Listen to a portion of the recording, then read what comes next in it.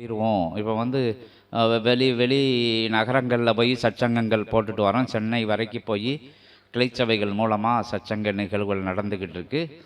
அப்போ வந்து கோவில்பட்டியில் வந்து இப்போ தற்சமயம் வந்து பெரிய சச்சங்கம் ஒன்று நிகழ்ந்தது. அதில் வராதவங்க ரொம்ப பேர் இருக்காங்க, வந்தவங்களும் சபையை நோக்கி வர முடியாமல் தடைகளில் இருக்காங்க. அதனால் சித்தர்கள் என்ன எளிமையாக மக்கள் இருக்கக்கூடிய எல்லைகளுக்கு போயிடுவோம். அவங்க வீட்டு முன்பாக வச்சு இப்படி எளிமையாக ஏதோ அதை உட்காரதுக்கு இடம், பேசுறதுக்கு சத்தம் பெருக்கி இந்த விஷயங்களை வச்சுக்கிட்டு நீங்கள் போய் சந்திக்கணும் அப்படின்னு அகத்திய பெருமான் விட்ட கட்டளையை ஏற்று உங்கள் ஊருக்கு முதல்ல ஆண்டியாபுரம் அப்படிங்கிற அற்புதமான தலம், அதற்கு அடுத்தாக ராஜபாளையம் பக்கத்தில் இருக்கக்கூடிய பேயம்பட்டிங்கிற தலம், இப்படி திறந்த வெளியில் போடுது. மூன்றாவதாக வந்து இங்கே தர்மா அப்படிங்கிற அற்புதமான நாமத்தை கொண்ட, தர்மத்தை முன்னிலைப்படுத்தி சொல்கின்ற அற்புதமான நாமத்தில் தொடங்கக்கூடிய பட்டி என்கின்ற திருநாமத்தில் முடியக்கூடிய அற்புதமான தலத்தில் இங்கே சபையை நோக்கி வந்திருக்காங்க.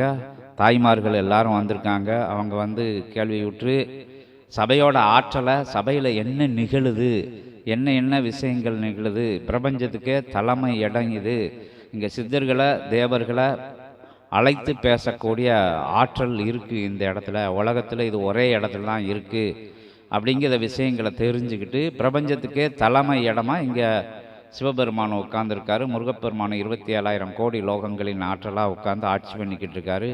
அறுபடையும் ஒன்றா சேர்த்து ஒரே படையாக அமர்ந்து மருதமலையும் ஒன்றா சேர்த்து நின்ற தலத்தில் இருந்து போயிட்டு வந்த நிலை மாதிரி இப்போ போயிட்டு வந்து அமர்ந்த தலமாக இந்த தலம் இருக்குது. கல்கி அவதாரத்தை தடுத்த நிலை, அதாவது கல்கி அவதாரம் எடுக்கக்கூடாதுன்னு பரந்தாமன்ட்ட சொல்லி அந்த நிலையை பரந்தாமன் அதற்குண்டான விஷயங்களை எல்லாம் கேட்டு தெரிஞ்சு அப்போ பரந்தாமன் என்ன செஞ்சார், கல்கி அவதாரம் கொடுக்கல, கல்கி அவதாரம் ஆற்றலை உங்களுக்கு கொடுக்கும்னு சொல்லி அவர் எடுத்த 10 அவதார ஆற்றலையும் சபைக்கு தாரை வார்த்து நின்ற நிலை. அது வர்றவங்களுக்கு ரொம்ப தெளிவாக தெரியும். 10 அவதாரங்களும் அங்கே சபைக்கு காவலாக இருக்குது, அதாவது சபையினோட ஆற்றலுக்கு காவலாக இருக்குது. ஆதி கைலாய சிவசூட்சம நூலுக்கு காவலாக இருக்குது, சிவமகா வாழை சித்தனுக்கு காவலாக இருக்குது, சிவப்பிரபஞ்ச மகா சூட்சமத்துக்கு காவலாக இருக்குது. யுகமாற்ற நிகழ்வுக்கு எந்த தடைகளும் யாராலையும் எந்த தீய ஆற்றல்களாலும் வந்துடக்கூடாது அப்படின்னு 10 அவதார நிலைகளும் வந்து தன்னைத்தானே சுத்திக்கிட்டு, அதாவது ஒரு நாளிகை பொழுது, அதாவது 24 நிமிடங்கள் ஒரு நாளிகை என்பது தன்னைத்தானே அந்த 10 அவதாரங்கள் உங்களுக்கு தெரியும், என்னென்ன அவதாரங்கள்னு தெரியும். தன்னைத்தானே சுற்றிக்கிட்டு அந்த சபையையும் சுற்றி வருது, நூலையும் சுற்றி வருது, சித்தனையும் சுற்றி வருது, சிவசூட்சமத்தை அகத்திய மகா சூட்சமத்தை சுற்றி வந்து அந்த அற்புதமான நிகழ்வுக்கு எந்த விதமான தடைகளும் இருக்கக்கூடாதுன்னு நிகழ்த்தி காணா குறைக்கு அனுக்கிரகங்கள் கொடுக்கணும். சபைக்கு வர்றவங்களுக்கு, சபையை நம்பி வர்றவங்களுக்கு, யுகமாற்ற பணி செய்யாதவங்க, யுகமாற்ற பணினா என்னென்னு பின்னாடி கொஞ்சம் சொல்லுதோம், செய்தவங்களுக்கு அனுக்கிரகங்கள் கொடுக்கணும்னு சொல்லி சத்யநாராயண அவதார நிலையும் அங்கே அருளி இருக்காங்க. அது நடந்த சத்யநாராயண பூஜைகளுக்கு இங்கே வந்திருக்காங்க. அவங்களுக்கு எல்லாருமே தெரியும், சத்யநாராயணனே வந்து சத்யநாராயணனுக்கு நிகழ்த்தக்கூடிய அற்புதமான பூஜை இங்கே நவீன கல்யாண மண்டபத்தில் நடந்தது. அதனோட அற்புதத்தை சத்யநாராயணன் விண்ணுக்கு மண்ணுக்கும் காட்சி கொடுத்ததை இங்கே இருக்கிறவங்க பார்த்துருக்காங்க, எல்லாம் மகிழ்ச்சி அடைஞ்சிருக்காங்க. இல்லத்தில் இருந்து நித்திரை நேரத்துலையும் அங்கே காட்சி கொடுத்ததை கண்டு மகிழ்ந்திருக்காங்க, மகிழ்ந்துக்கிட்டு வாராங்க. எத்தனையோ இங்கே கடவுளை இங்கே பார்க்க முடியுமா, அங்கே பார்க்க முடியுமா, எங்கே பார்க்க முடியும், இறைவனோட சத்தத்தை எங்கே கேட்க முடியும் அப்படின்னு ஏங்கி தவிச்சு கேள்விக்குறியோடு நின்றுது. எங்கே யார்கிட்ட போய் பார்த்தாலும் சரியான வழிகாட்டுதல் இல்லை, சரியான வாழும் குருமார்கள் இல்லை அப்படிங்கிறவங்களுக்கெல்லாம் அங்கே அகத்திய பெருமானே வாழும் குருவாக இருந்துக்கிட்டு அங்கே அவராக நேரடியாக சீடர்கள்ட்ட பேசி வழி நடத்தக்கூடிய அற்புதமான தலம் அந்த தலம். வந்தவங்களுக்கு தெரியும், உங்களை வர சொல்லுறதுக்கு ஒன்று எல்லாம் உங்கள் இந்த கிராமத்தில் எடுத்துக்கிட்டால் 100க்கு ஒரு 50% மக்கள் வந்துட்டாங்க. ஒரு கிராமத்துலையும் வந்து தெரியப்படுத்திட்டாங்க. இருந்தாலும் உங்களுக்கு நாங்களும் வந்து தெரியப்படுத்தணும்னு இன்றைக்கி வந்து மிக விரைவாக சுருக்கமாக இன்றைக்கி சொல்லிட்டு போகிறோம். அகஸ்தியர் பிரபஞ்ச ராஜ்யங்கிற சேனலை பாருங்கள் அப்படின்னு சொல்லிக்கிட்டு, இன்புற்று வாழ்க, அகத்தியமே ஜெயம், ஆனந்தமே அகத்தியம். இறைமகா சபையிலே இருந்து, தேவமகா சபையிலே இருந்து, சித்தமகா சபையிலே இருந்து, ஞான மகா சபையிலே இருந்து, உயர் பிரபஞ்ச மகா சபையிலே இருந்து, உத்தம சபையிலே இருந்து தேவர்களும் சித்தர்களும் யுகமாற்ற பணி செய்ய அமர்ந்த அற்புத தலத்திலே இருந்து 9 கோடி சித்தர்களும் 33 தேவர்களும் ஓராற்றலாய் ஒரு லிங்கமாய் அமர்ந்த அற்புத தலத்திலே இருந்து பரந்தாமன் 10 அவதார நிலைகளை தாரை வார்த்து கொடுத்த அற்புதமான தலத்திலே இருந்து சத்திய நாராயண திருக்கோலமாய் நின்றிருக்கின்ற அற்புத ஆற்றல் மிகுந்த சங்கு சக்கரம் சுழண்டு வருகின்ற அற்புத தலத்திலே இருந்து ஆற்றல் மிகுந்த தலத்திலே இருந்து இறையை அழைத்து பேசுகின்ற வல்லமை வெட்ட வலிமை வெற்ற ஆற்றல் வெற்ற அற்புதமான இறை சபையிலே இருந்து இறைவனை அழைத்து பேசுகின்ற ஈடு இணையில்லாத சபையிலே இருந்து இறைவனை அமர்ந்து அருளாட்சி செய்கின்ற அற்புத தலத்திலே இருந்து 27,000 கோடி லோகங்களின் மன்னனாக 6 படையும் ஒன்றாக்கி 7வது மருதமலையும் ஒன்றாக இணைத்து ஒரு படையாக திருமுருகன் அமர்ந்து திருப்பணி செய்கின்ற யுகமாற்ற பணி செய்கின்ற அற்புத தலத்திலே இருந்து காலதேவன் கட்டளைக்கு காத்திருக்கின்ற அற்புத தலத்திலே இருந்து அத்தகைய அற்புதமான அத்தகைய தெய்வேந்திர பெருமான் வந்து மகிழ்ச்சியுடனே கண்டு அமர்தவம் இருக்கின்ற அற்புதமான தலத்திலே இருந்து சொல்ல சொல்ல சபையின் ஆற்றலை சபையின் வல்லமையை சபையின் பேராற்றலை பெருமகா சூட்சமத்தை இறைமகா சூட்சமத்தை ஞானமகா சூட்சமத்தை இறைவனே சிவபெருமானே சொல்ல சொல்ல சொல்லிக்கொண்டே இருக்கலாம். ஒரு நாள் 2 நாள் 1 மாதம் 2 மாதம் 1 ஆண்டு 2 ஆண்டு போதாது. கிட்டத்தட்ட 11,000 யுகமாக பிரபஞ்சம் தவம் இருந்த அத்தகைய வரலாறு நிலைதலையெல்லாம் சொல்ல வேண்டும் என்றால் காலப்பொழுதும் நேரப்பொழுதும் காணாது என்கின்ற நிலையிலே சொல்லி வைத்த அற்புதமான தலத்திலே இருந்து யுகமாற்ற பணி செய்ய வேண்டும். யுகத்தை மாற்றி அமைக்க வேண்டும். யுகத்தை பரந்தாமல் அழிக்காமல் அத்தகைய கல்கி நிலை கொண்ட அவதாரத்தை எடுக்காமல் இருக்க வேண்டும் என்று சொல்லி மக்களை மாற்றுகின்ற அற்புதமான பயண வழியிலே கிராமத்திலே வந்து உங்கள் கிராமத்திலே வந்து உங்களுடன் உங்களாக அமர்ந்து சித்தர்களை தேவர்களை அழைத்து பேசி வாழ்க்கை முறை என்றால் என்ன, வாழும் கலை என்றால் என்ன, வாழும் நெறி என்றால் என்ன என்பது சபைக்கு வந்தவர்களுக்கு தெரியும்.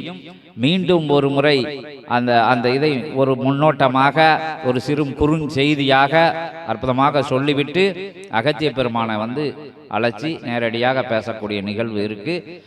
சித்தர்களின் தலைவர் அவர், ஒட்டுமொத்த பிரபஞ்ச நாயகன் அவர், ஒட்டுமொத்த ஆற்றல்களுக்கு இணையான ஆற்றல் அவர். அகத்திய பெருமானோட ஆற்றலை சொல்லணும்னா சொல்லிக்கிட்டே போகலாம். சொல்லதுக்கு வாய் தான் நமக்கு அதற்குண்டான ஆற்றலை கொடுக்கணும். ஏன்னா அவர் பெருமை வந்து அவ்வளோ பெருமை. இன்று பூரான் சொன்னாலும் காணாது, 1 மாத காலங்கள் சொன்னாலும் சபையோட பெருமையை எப்படி நம்ம வந்து சொல்ல முடியாதோ அதோட அகத்தியம் அப்படிங்கிறது சிவம் தான், வேற யாரும் கிடையாது. சிவத்துக்கு இணையான முனிவர் அவர், 9 கோடி சித்தர்களின் தலைவர் அவர்.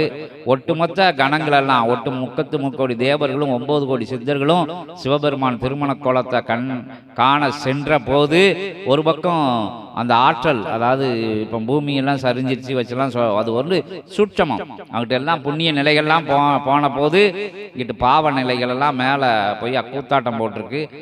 அதை நிறுத்தணும்னா என்ன செய்யன்னு அதற்கு இந்த ஒத்துமொட்ட கூட்டத்துக்கு இணையான ஆற்றல் யாருன்னு பார்க்கல அகத்திய பெருமான் தான். சிவபெருமான் கண்ணுக்கு தெரிஞ்சு அவரை அதாவது சிங்கிள் மேன் ஆர்மிம்பாங்கள்ல, அதாவது ஒரு நபர் படைம்பாங்கள்ல, அது மாதிரி அவ்வளோ ஆற்றலுக்கும் இணையான ஆற்றலை பெற்ற அகத்திய பெருமான் வந்து பொதிகை நோக்கி பயணப்பட்டது உங்களுக்கு தெரியும். அங்கே வந்து செண்பகவல்லி அம்மன் ஆலயத்தில் வந்து அந்த தீர்த்த நிலையை உருவாக்கின வரலாறுகள்லாம் உங்களுக்கு தெரியும்.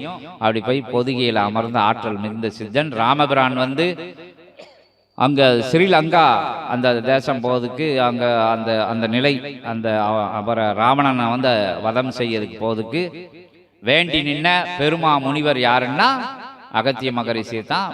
அவர் ராமபிரான் வணங்கி நின்று அற்புதமான வல்லமையான வழிமுறைகளை வரங்களை எல்லாம் பெற்று மந்திர முறைகளை எல்லாம் பெற்று போய் அந்த வல்லமையா அந்த விஷயங்கள் செய்து அவர் வந்து சிவபெருமானோட சீடர் அப்படிங்கிறதுனால சிவபெருமானோட பக்தர் அப்படிங்கிறனால பிரம்மகத்தி தோஷம் வந்து ராமபிரானுக்கு பிடிச்சிக்கிடுது.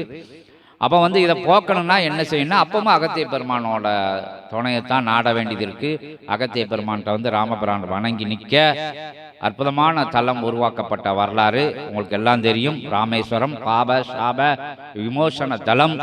அதை உருவாக்குறதுக்கு காரணமாக இருந்தது யாருன்னா, உருவாக்கி கொடுத்தது யாருன்னா, ஒட்டுமொத்த சித்தர்களின் தலைவனா அகத்திய பெருமான் தான் அந்த ராமேஸ்வரத்தை உருவாக்கி கொடுத்தாரு. அந்த நிலைகள் அது சித்தர்களோட ஆற்றலோடு அந்த லிங்கம் பிரதிஷ்டை செய்யப்பட்டது. இன்னும் அது பாபங்களையும் சாபங்களையும் தீர்க்கக்கூடிய தலமா, உலகத்திலே ஒரு முக்கியமான தலமா அந்த தலத்தை, முதன்மையான தலமா ராமேஸ்வரத்தை எத்தனையோ தலங்கள் உலகத்தில் இருந்தாலும் கூட ராமேஸ்வரத்துக்கு அவ்வளோ முக்கியத்துவம் வாய்ந்த அற்புதமான நிலை கொடுக்கப்பட்டு இருக்கு. இப்படி எல்லா வரலாறு நிலைகள்லையும் என்ன என்ன என்ன என்ன எல்லா நிலைகளையும் அகத்திய பெருமான் அமர்ந்த தலங்கள் பூரா முதன்மை தலமாக இருக்கு. முதன்மை மாமுனிவராக இருக்கு. அந்த ராட்சசர்கள்லாம் பிரச்சனைகள் பண்ணி மகாவிஷ்ணுவே போய் அகத்திய பெருமான்கிட்ட அந்த 7 கடலை வத்த வைக்கணும் அப்படின்னு வணங்கி நின்ன இடம். 7 கடலை வத்த வச்சு அசூர ஆற்றல்களை எல்லாம் கண்டறிஞ்சு அழிச்ச நிலைகள். இப்படி அகத்திய பெருமானோட பெருமை அருமைகளை சொல்லிக்கிட்டே போகலாம். அவர் தான் இன்னைக்கு ஆதி கைலாய சிவசூட்சம நூலுன்னு அற்புதமான உலகத்திலே இதுவரைக்கும் யாருக்கும் கிடைக்காத அற்புதமான ஆற்றல் அந்த சபைக்கு மட்டும் கொடுக்கப்பட்டு இருக்கு. அந்த ஆற்றல்ல இருந்து அகத்திய பெருமானை அழைச்சி அகத்திய நிலையில் அகத்தியத்தை தாங்கி நிற்கின்ற அற்புதமான சீடர்கள் திருவாயின் மூலமாக அகத்திய பெருமான் உங்கள்கிட்ட பேசி உங்களுக்கு அற்புதமான விஷயங்களை சொல்ல காத்திருக்காங்க. எத்தனையோ விஷயங்கள் இருக்கு. இன்றைய கால நேர பொழுதுகள் கம்மியாக இருக்கிறதுனால வாழும் கலையை மட்டும் உங்களுக்கு ஒரு சின்ன முன்னோட்டமாக சொல்லிட்டு அகத்திய பெருமானை பேச அழைப்போம்.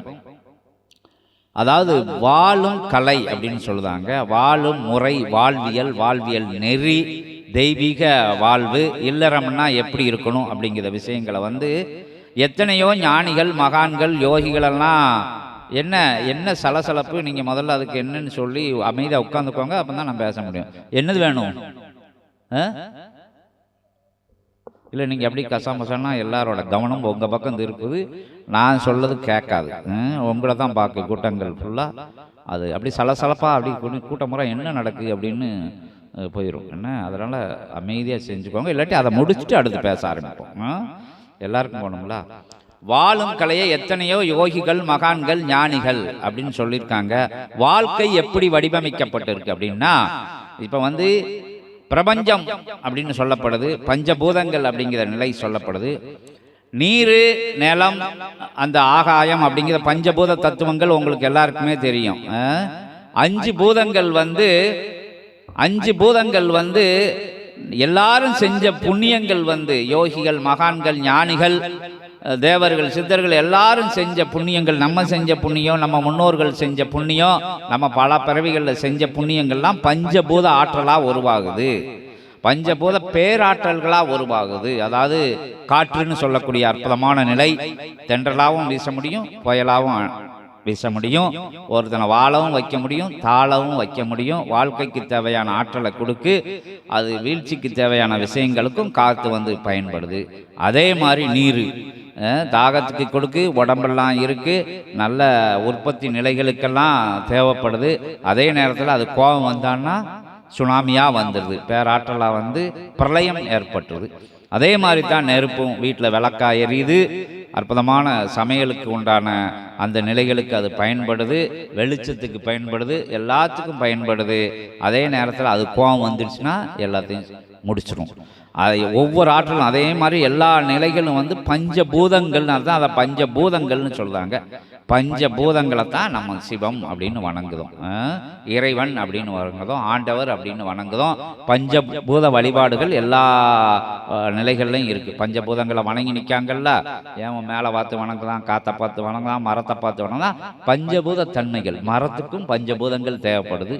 ஒரு வித்து முளைக்கணும்னா அதுக்கு பஞ்சபூத தத்துவங்கள் இருக்குது. அதனால தான் மரத்தை வணங்கக்கூடிய ஒரு நிலை வந்தது, நெருப்பை வணங்கக்கூடிய நிலை, ஆகாய ஆகாயத்தை வணங்கக்கூடிய நிலை. இப்படி எல்லாமே வந்து முன்னோர்கள் பைத்தியக்காரர்கள் கிடையாது. என்ன இப்போ சொல்லுதாங்க, அதை பார்த்து வணங்குதான், இதை பார்க்கணும், மரத்தையெல்லாம் போய் கும்பிட்டுக்கிட்டு இருக்கான்ப்பான்னா, மரம் வந்து பஞ்சபூத தத்துவம் இருக்குது அதில். அதுவும் ஒவ்வொரு மரத்துக்கும் ஒவ்வொரு தத்துவம் இருக்குது. அது சிரஞ்சீவியாக இருக்குது, அது உயிரை காக்கக்கூடிய மரமாக இருக்குது. எல்லா நிலைகளையும் உள்ள நிலைகள்னால்தான் ஒவ்வொருத்தரும் ஒவ்வொரு இன்னும் எத்தனையோ ஆலயங்களில் தலை விருச்சம் தான் வச்சுருக்காங்க.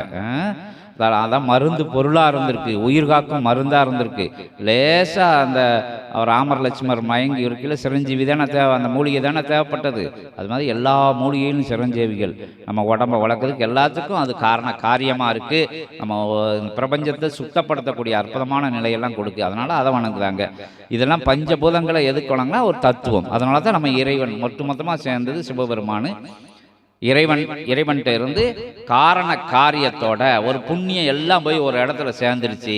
அப்போ அதை இயங்கணும்னா அதற்கு மாற்று ஆற்றல்கள் தேவைப்படணும். அதுக்குள்ளே இருந்த ஆற்றல்கள் வந்து எல்லாமே தத்துவம். அதுதான் ஒரு விஷயம் அப்படியே இருக்கக்கூடாது, அது பெருகிட்டே போகிறதான் இயல்பு. அதே மாதிரி சிவம் பெருகிட்டு தன்னிட்டு இருக்கக்கூடிய ஆற்றலை எப்படி வச்சுக்கிட்டே இருக்க முடியும்னா, மகாவிஷ்ணு உள்ளேருந்து வாராரு, அவருக்குள்ளே இருந்து பரிமாணங்கள் 10 அவதார நிலைகள் எடுக்கு பிரம்மதேவன் வாராரு. அப்புறம் கதைகள்லாம் தெரிஞ்சுக்கிட்டே போகும். அதெல்லாம் உயர் சூட்சமம், இறை சூட்சமம். அது முருகப்பெருமான் வந்து அம்பாலோட ஆற்றலும் சிவனோட ஆற்றலாம் வந்து ஒரு ஆற்றல் கூட, 5 ஆற்றலோட ஒரு ஆற்றல் கூடையா முருகப்பெருமான் வாராரு. இப்படி எல்லா தெய்வங்களும் ஒவ்வொரு காரியத்துக்கு வந்தது மாதிரி இந்த பூமி இயங்குறதுக்கு 85,000 கோடிக்கு மேலே அற்புதமான உயிரினங்கள் சொல்லப்படுது. அதோட மனிதன்கிறது ஒரு நிலையும் இங்கே தேவைப்படுது. 6 அறிவு படைத்த மனிதனும் தேவைப்படுது பிரபஞ்சம் இந்த பூமி சுழலுறதுக்கு. அப்போ வந்து மனிதன் வந்து எல்லாமே இறைத்தன்மை இருக்குது. எல்லா உயிரினங்களுக்குள்ளேயும் சிவந்தான் இருக்குது, பஞ்சபூதங்கள் இருக்குது. மனிதனுக்குள்ளேயும் இறைத்தன்மை தான் வருது. நம்ம கருவில் தாயார் கருவில் உருவாக்கும் போது யார் வருது? அம்மா அப்பா ஒரு சூட்சம கருவிகளாக இருந்தாலும் முன்னோர்கள் மூத்தவர்கள்லாம் நமக்கு வழி நடத்தி வந்தாலும் கூட அந்த கருவுக்குள்ளே இருக்கிறது, கருவு என்ன இருக்குன்னா பஞ்சபூதங்கள் தான் இருக்குது. நீங்கள் இப்போ தெரியாத ஆட்களுக்கு இன்னைக்கு தெரிஞ்சுக்கோங்க, பஞ்சபூத ஆற்றல் தான் இருக்குது. கருவுக்குள்ளே உருவாகிறதுக்கு எல்லா விஷயங்களும் தேவைப்படுது. நீர், நிலம், காற்று, ஆகாயம். அதாவது பிசிக்கல் பாடின்னு சொல்லுவாங்க. பிசிக்கலாக நம்ம பாடியில் என்ன இருக்குன்னா மருத்துவர்கிட்ட போய் கேட்டோன்னா தெரியும், பஞ்சபூதங்கள் தான் நம்மளை இயக்குது. எல்லாமே மண் தத்துவம் இருக்குது, எல்லா தத்துவமும் இருக்குது. நீங்கள் பார்த்தாலே தெரியும், தண்ணி இல்லாமல் இருக்க முடியாது, வெப்ப ஆற்றல் இல்லாமல் இருக்க முடியாது, மண் ஆற்றல் இல்லாமல் எலும்புலாம் நம்ம நட்டமாக நிற்க முடியாது. எல்லாமே அந்த அந்த பஞ்ச நிலைகள் கொண்டாந்து காற்று இல்லாமல் இருக்க முடியாது. 24 மணி நேரம் இயங்கிக்கிட்டு இருக்கணும். அது மாதிரி கர்ப்பத்திலேயே வந்து இறைவன் வந்து வடிவமைச்சு, இறைவன் தான், வேறு யாரும் கிடையாது. முதல் நிலையில் அந்த குழந்தையா வந்து பிறந்து அதுக்கு பிறகு அது வெளியே வரையில் அப்போ வந்து ஒரு டாஸ்க் வைக்காங்க. என்ன வைக்காங்கன்னா, இறைவனுக்கு பசி கிடையாது, உறக்கம் கிடையாது, எந்த நிலையும் கிடையாது, எந்த வேண்டிய விஷயங்கள் வேண்டாத விஷயங்கள் எதுவும் கிடையாது. பசிங்கிறத பிணியை வந்து நமக்கு வைக்காங்க. பசிப்பிணியை உள்ள வச்சு அதுக்கு அடுத்தபடியாக அந்த பசிப்பிணிக்கு அடுத்து இந்திரிய நிலைகளை வைக்காங்க. கண்ணு, காது, மூக்கு. இறைவன் வந்து ஜோதி சொரூபமானவர். முருகனா நமக்கு வேண்டிய ஆட்களாக காட்சி கொடுத்தாலும், சிவபெருமான் ஒரு தோற்றத்தில் காட்சி கொடுத்தாலும், அகத்திய பெருமான் ஒரு தோற்றத்தில் காட்சி கொடுத்தாலும், அது நமக்காக கொடுக்கப்பட்ட நிலை. நம்ம வணங்கி நிற்கின்ற நிலையில் அவங்க வந்து காட்சியாக கொடுக்காங்க. அவங்க பரிசுத்தமானவங்க, ஜோதி சொரூபிணி, ஜோதி சொரூபமாக இருக்கக்கூடியவங்க. அப்போ அவங்களுக்கு எந்த விஷயம், சிவலிங்கத்துக்கு பார்த்தா கண்ணுங்காது மூக்கு ஒன்றுமே இருக்காது. ஒரு விருப்பு வெறுப்பு அற்றவர், இன்ப துன்பம் ரெண்டும் ஒன்றா பார்க்கக்கூடிய ஆற்றல் தான் இறைவன்.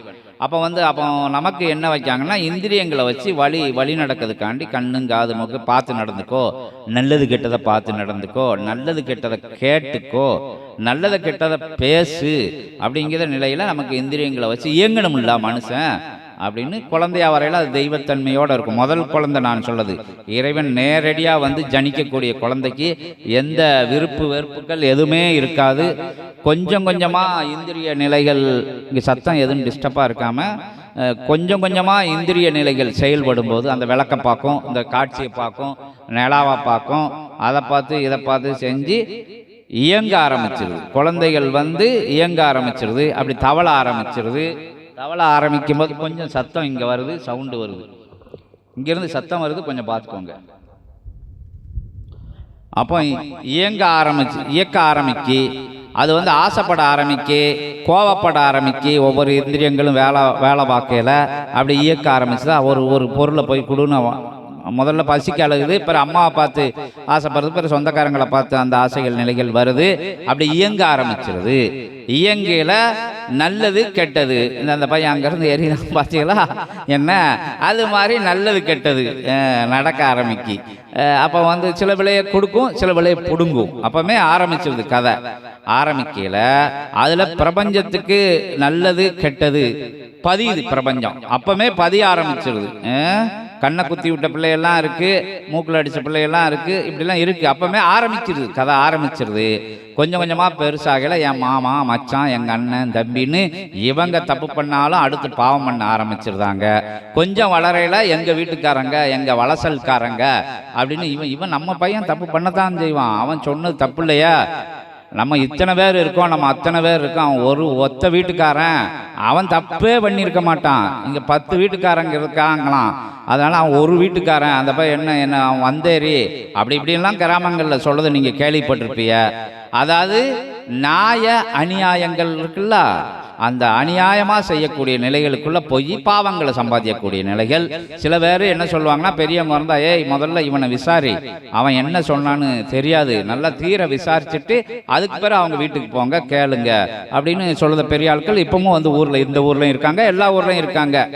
சில பேர் அதெல்லாம் பேசாட்டில் இருப்பான், வேலையை பார்த்துட்டு உட்காந்துக்கிட்டு அவனை போய் 2 வப்பு வச்சுட்டு வந்தால் தான் அவன் சொன்னபடி கேட்பான் அப்படின்னு சொல்லி பாவம் செய்யக்கூடிய நிலைகளும் இருந்துக்கிட்டு வருது. அப்போ பாவ புண்ணியங்களை வந்து அதை சொல்லிக்கிட்டே போகலாம், பாவ புண்ணியங்கள் எப்படி நடக்குன்ட்டு. பாவத்தையும் பிரபஞ்சம் கணக்கு எடுத்துக்கிடுது, புண்ணியத்தையும் கணக்கு எடுத்துக்கிடுது. ஊரில் வந்து பெரிய நியாயம் பேச ஆளாக இருந்துக்கிட்டு ஆனால் வீட்டுக்குள்ளே போய் அநியாயம் பண்ணக்கூடியவங்கெல்லாம் இருக்காங்க, எல்லா இடங்கள்லையும் இருக்காங்க. அப்போ வந்து மனைவி துன்பம் பண்ணுறவங்க, கணவனை துன்பம் பண்ணக்கூடிய மனைவிகள், ஊருக்கு ஒரு பேச்சு, உள்ளுக்குள்ளே ஒரு பேச்சு, நாமக்கல்னு ஒரு பேச்சு, அடுத்தவங்கள்னு வரத ஒரு பேச்சு, தானோடைய இனத்தாரங்கள் வரத பேச்சு, அடுத்தவங்கன்னு வரத பேச்சு, இப்படி பாவ புண்ணியங்கள் எல்லா இடத்துலையும் நிகழ்ந்துக்கிட்டே வருது. வீட்டுக்குள்ளே இருந்து போட்டு கொடுக்குது, ஃபோன் பண்ணி கோர்த்து விடுது, தேவையில்லாத விஷயங்களை பேசுது, அங்கே நடக்காத விஷயங்களை நான் பார்த்தேன்னு சொல்லி பொய்ச்சாட்சி சொல்லுது. இப்படியெல்லாம் பாவத்தையும் புண்ணியத்தையும் சில பேர் மனைவிக்கு பிடிக்கலைன்னா கூட தெரியாமல் உதவி பண்ணியிருந்தா கொண்டு பிழைச்சிக்கோ, அண்ணன் தம்பிக்கு இந்த அம்மா செய்ய விடாது, அக்கா தங்கச்சிக்கு செய்ய விடாது, அந்தாலும் செஞ்சு அனுப்புவார். சில நேரங்களில் மனைவி வந்து கணவனுக்கு தெரியாமல் புண்ணியங்கள் செய்யக்கூடிய நிலைகள், அந்தாலும் கண்ணுக்கு தெரிஞ்சாமல் காமிச்சிடாத, எப்படியாச்சும் போய் இதை வச்சு பொழைச்சிக்கோ, சாப்பிட்டுக்கோ, பிள்ளையெல்லாம் பட்னியாக கிடைக்க வேணாம், பீசை கட்டுன்னு இப்போ கொடுத்து விட்டுக்கிட்டு இருக்காங்க. அதெல்லாம் புண்ணிய கணக்கில், ஏன்னா இது வேற ஆன்மா, அது வேற ஆன்மா. பாவ புண்ணிய கணக்கு வந்து தனித்தனியா எழுதப்படுது. 2 பேரும் சேர்ந்து திட்டம் போட்டு செய்த விஷயங்கள், நல்லதும் பண்ணத குடும்பங்கள் இருக்கு, கெட்டதும் பண்ணத குடும்பமா இருக்கு. அப்போ இப்படியெல்லாம் செய்யல, இது பாவ புண்ணியங்கள் அடுத்த நிலைக்கு போகுது, அடுத்த நிலைக்கு போய்க்கிட்ட பிறகு வந்து நமக்கு வாலிப வயசாயிரும், பிறகு அதில் பாவ புண்ணியங்கள், அதுக்கு பிறகு ஒருத்தனுக்கு ஒருத்தி அப்படிங்கிற நிலை, பாலியல் நிலைகளில் அதுக்கு உள்ள தவறுகள், அதில் உள்ள அந்த நிலையில் அந்த இளமையின் வேகத்தில் செய்யக்கூடிய தவறுகள், 4 ஆணவத்தோட செய்யக்கூடிய தவறுகள், அதில் பாவங்களும் பண்ணுதாங்க, புண்ணியங்களும் பண்ணுவாங்க. 2 வந்து பிரபஞ்சம் கணக்கெடுக்கு. பிறகு வாரிசு நிலைகள் வந்துடுது. ஒருத்தனுக்கு ஒருத்தி அந்த ஒரு நிலைக்கு போன உடனே அது வந்து இதாயிரும், கொஞ்சம் வந்து பழகி போன உடனே அடுத்து இவனை எப்படி ஏமாத்தணும்னு வாரிசு நிலைகள் வந்துடுது. ஏன் பிள்ளை அப்படின்னு பிள்ளைகளுக்காண்டி நம்ம வந்து வாழ ஆரம்பிச்சிருந்தோம், பிள்ளைகளுக்கு சேர்க்க ஆரம்பிச்சிருந்தோம். அது நல்ல வழியிலையும் சேர்க்கும், கெட்ட வழியிலையும் சேர்க்கும். பாவத்தையும் பிள்ளைகளுக்கு சேர்த்து வைக்கும், புண்ணியத்தையும் பிள்ளைகளுக்கு சேர்த்து வைக்கும். சில பேர் கஷ்டப்பட்டா எவனுக்கு என்ன எப்படி போனாலும் பரவாயில்ல, யார் குடும்பம் நாசமாக போனாலும் பரவாயில்ல, யார் குடும்பம் நிர்கதியோடு இருந்தாலும் பரவாயில்ல, யார் மேலே பழி பாவத்தை போட்டாலும் பரவாயில்ல அப்படின்னு சொல்லி வளர்க்கக்கூடிய குடும்பங்களையெல்லாம் நம்ம பார்த்துட்டு வரோம். இல்லை, நம்ம கஷ்டப்பட்டாலும் பட்டுட்டு போகிறோம், என்ன நம்ம அவங்க கஷ்டப்பட்டுறக்கூடாது, தெரியாமல் செஞ்சிட்டாங்க. அப்புறம் வீட்டில எல்லாம் திட்டு வாங்கதை நீங்கள் பார்த்துக்கிட்டு தானே இருக்கிய, உன்னை பிழைக்க தெரியாதவனா இருக்க, நீ வந்து அமைதியாக இருக்க, உன்னை ஊமையன்னு நினைக்காங்க, உன்னை வந்து வேறவெல்லாம் பேசுவாங்க, நீ சிரிச்சுக்கிட்டே இருக்க, அதுக்கு வேற வார்த்தையெல்லாம் சொல்லுவாங்க. அப்படியெல்லாம் திட்டு வாங்கினாலும் கூட புண்ணியம் பண்ணது ஆன்மாக்கள் இருக்குது. அப்போ 2 விஷயங்கள் வந்து ஒன்றுன்னா வந்து கடைசியில் பேரன் வரைக்கும் போயிடும். பிறகு வந்து எப்படி வந்து இறைவன் உள்ள நமக்கு இருக்காங்கிறது நமக்கு தெரியாது, நம்ம கடவுளுங்கிறது நமக்கு தெரியாது, கடவுள் தன்மை நமக்குள்ள இருக்குன்னு தெரியாது. இப்படி போய் செஞ்ச பாவங்கள் திருப்பி பிறக்கெடுக்க வச்சு இறைவன் வந்து இப்படி சுழணும்னு சொல்லி நம்மளை விட்ட உடனே திருப்பி திருப்பி நம்ம வந்து பிறப்பெடுத்துருதோம், திருப்பி பிறப்பெடுத்து பூமியை மாசுபடுத்திடுறாங்க. அப்போ யோகிகள், மகான்கள், ஞானிகள் தன்னை அறிய தனக்கு ஒரு கேடுலைன்னு சித்தர்கள் சொல்லி வச்சிருக்காங்க. தன்னை அறியன்னா உன்னை நீ பாரு, உலகத்தை பார்க்காத, உன்னை நீ பாரு, உனக்குள்ள என்ன குறை இருக்குன்னு முதல்ல பார்த்துக்கோ, குற்றமற்றவனா இரு, நீ எதை மாறி செய்தேன்னு மாற்றி செய்தேன்னு யோசனை பண்ணு, ஒவ்வொரு நாளும் உறங்க போகல யோசனை பண்ணு, காலையில் யோசனை பண்ணு. ஏன்னா அப்படி நீங்கள் பார்க்கையில தான் உங்களுக்கு உண்டான விஷயங்களை நீங்கள் செய்ய முடியும், பிரபஞ்சத்தில் இருந்து வாங்க முடியும். அதை பார்க்காம இருக்கும் பட்சத்தில் பாவ நிலைகளுக்குள்ள தெரியாமல் நம்ம கோபம் வருது இல்லை, காம, குரோத, லோப, மதம், ஆச்சரியம்னு சொல்லப்பட்டிருக்கு. எல்லாம் வந்து இது வடமொழி சொல்லு, தமிழில் சொல்லல. கோபம், ஆசை, கொடுக்காத நிலை, லோபிங்பாங்க, கொடுக்காத கஞ்சத்தானம் பண்ணது. ஏன்னா எனக்கு மட்டும், என் பிள்ளைகளுக்கு மட்டும், எங்கள் சொந்தக்காரங்களுக்கு மட்டும், எங்கள் ஊர்க்காரங்களுக்கு மட்டும் சின்ன வட்டத்துக்குள்ளே இருக்குது. ஏன்னா பிரபஞ்சம் கொடுத்துக்கிட்டு இருக்கு. அதை தான் சொல்ல வந்தேன். பிரபஞ்சம் வந்து கருவில் இருந்து கொடுத்துக்கிட்டு இருக்கு, பயிர் பச்சையாக கொடுத்துக்கிட்டு இருக்கு, வெள்ளாமையாக கொடுத்துக்கிட்டு இருக்கு, எல்லா விஷயங்களையும் கொடுத்துக்கிட்டு இருக்கு. அதை வச்சு தான் நம்ம வாழ்வாதாரத்தை கொண்டுட்டு போகிறோம். அப்போ எல்லா விஷயங்களையும் கொடுத்து, காற்று தேவைப்படுது, நீர் தேவைப்படுது, நிலம் தேவைப்படுது, எல்லா விஷயங்களும் அன்றாட தேவைகள் இருக்குது, உறங்கையில் கூட தேவைப்படுது. ஆனால் இறைவன் கொடுத்துக்கிட்டே இருக்கான், கையேந்தி நம்ம வாங்கிக்கிட்டே இருக்கோம். சூட்சமத்தில் நான் எவன் காலையும் பிடிக்க மாட்டேன், எவன் கையையும் பிடிக்க மாட்டேன், எவனோட உதவியும் எனக்கு இல்லை அப்படின்னு சொல்ல கேள்விப்பட்டிருக்கோம். ஆனால் அவனோட உதவி இல்லாமல் எவனாலையும் வாழ முடியாது அப்படிங்கிறது தான் நிதர்சனமான உண்மை. அந்த உறங்கையில் கூட அந்த இதயம் துடிக்கிறது கூட எல்லா விஷயங்களும் தேவைப்படுது. கருணையோட கொடுக்கான். நல்லவன் செய்யுது, நல்ல விஷயங்கள் செய்தவங்களுக்கும் இறைவன் கொடுக்கான், கெட்டவங்க செய்யறதுக்கும். ஒரு குடும்பத்தை காலையில் எந்திரிச்சு வாழதவனுக்கும் பிரபஞ்சம் பணி செஞ்சுக்கிட்டு இருக்கு. காலையில் எந்திரிச்சோன்னா ஒரு குடும்பத்தை கெடுத்து கோர்த்து விட்டு நாளைக்கு காலையில் சண்டை இழுத்து விட்டணும், அவனுக்கும் பிரபஞ்சம் கொடுத்துக்கிட்டு இருக்கு. இதெல்லாம் கணக்கில் எழுதப்படுது. கணக்கில் எழுது உன் தலையெழுத்து அப்படிங்காங்களா, நீ போன ஜென்மத்தில் செஞ்ச விஷயங்கள். அதனால் நான் சொல்லுவாங்க, நான் எல்லாம் நல்லதுதான் செய்தேன், அவன் பாரு எல்லாம் கெட்ட விஷயமா செய்தான், அவனுக்கு அதிர்ஷ்டம் வருது, அவனை கொண்டாந்து நம்பி கொடுத்துட்டு போகிறாங்க, அவன் எதை தொட்டாலும் பொண்ணா விளையுது அப்படிலாம் சொல்லுவாங்க. அவனுக்கு பூர்வ ஜென்மத்தில் உள்ள விஷயங்கள் அவனுக்கு துணை புரிஞ்சுக்கிட்டு இருக்கு. ஆனால் கொடுக்கப்பட்ட விஷயங்கள் நல்லதா கெட்டதான்னு முதல்ல யோசனை பண்ணி பார்க்கணும். ஒருத்தனுக்கு வசதியை கொடுத்து மொரட்டு லட்சுமின்னு சொல்லுவோம் நாங்கள். ஒரு மொரட்டு லட்சுமி வந்து கண்டமானிக்கு காசு வரும், எங்கெங்கெல்லாம் இருந்து வந்து கொட்டும், தேவையெல்லாம் வந்து கொடுத்துட்டு போவாங்க, எங்கிட்ட சொத்தையெல்லாம் இவன் பேரில் எழுதி வச்சுட்டு போயிடுவாங்க. ஆனால் அதை வச்சுக்கிட்டு புண்ணியம் செஞ்சானா தப்பிச்சான். அதை வச்சுக்கிட்டு எவனை கெடுக்கலாம், யாரை கெடுக்கலாம், யாரோட நிலத்தை அரை ரேட்டுக்கு போட்டு வாங்கலாம், வட்டி கொடுத்து எவனை கவுக்கலாம் அப்படிங்கிறத, அதாவது கிரிமினல் வேலைக்குள்ளெல்லாம் போவாங்க. அவங்க நைட்லாம் அப்பாவும் மாவனும் தூங்க மாட்டாங்க. காலையில் என்ன செய்யலாம், அவன் எப்படி இருக்கான் பாரு, இவன் எப்படி இருக்கான் பாரு, எவ்வளோ வந்திருக்கு, இதை செஞ்சிருக்கு, இதை செய், பிடுங்கிரு, இவனுக்கு பிரச்சனை பண்ணு, இவனுக்கு ஆளை விட்டு அடிக்க விடு, இவனை மிரட்டு, இந்த குடும்பத்தை உறங்க விடாத, ஏன்னா இவன்கிட்ட இருக்கு. அதான் அந்த லட்சுமி வந்து எப்படின்னா இவனை இதோட சோழி முடிச்சிரும்னு அவன் வீட்டில்